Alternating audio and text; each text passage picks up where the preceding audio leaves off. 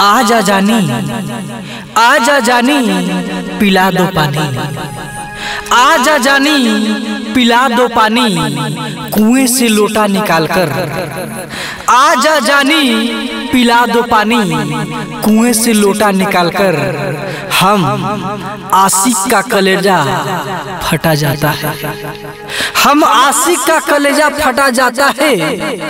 जरा चलो दुपट्टा संभाल कर। नजरें मेरी कहीं थक न जाए, नजरें मेरी कहीं थक न जाए, बेवफा तेरी इंतजार करते करते। नजरें मेरी कहीं थक न जाए, बेवफा तेरी इंतजार करते करते।